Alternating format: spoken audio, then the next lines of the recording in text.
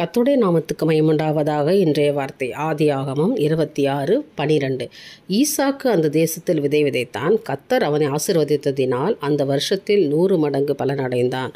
என கருமையான தேவனுடைய பிள்ளைகளை, தேவனுடைய வார்த்தைக்கு கீழ்ப்படிந்தார் ஈசாக்கு. இன்றைக்கு கீழ்ப்படிதல் பலியை காட்டிலும் சிறந்தது. தேவனுக்கு நீங்கள் கீழ்ப்படியும் பொழுது கர்த்தர் உங்களை ஆசீர்வதிக்கிறவராக இருக்கிறார். ஆண்டவர் நீங்கள் அந்த இடத்துக்கு போகாத, நான் சொல்கிற இடத்துல போய் நீ தங்கியிரு என்று சொல்லி ஈசாக்கோடு பேசினார்.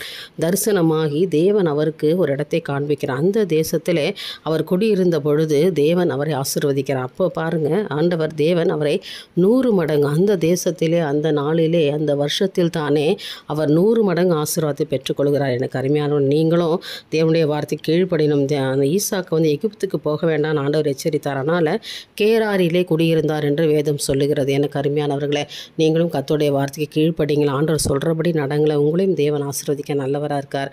இந்த வருஷத்தில் 100 மடங்கு ஆசீர்வாதத்தை நீங்கள் பெற்றுக்கொள்ளும். விதை விதைக்கிறதுன்னு சொல்லுவோம், ஜெபத்தை விதைங்க. ஆண்டவருடைய சமூகத்தில் உங்கள் விதை தானியம் ஜெபமாக இருக்கும் என்று சொன்னால் தேவன் அதை பல மடங்காய் அறுவடை கொடுக்க அவர் நல்லவராக இருக்கும். உங்கள் ஜெபம் ஒன்று வீணாய் போகாது. விசுவாசத்தோடு ஜெபம் பண்ணுங்க.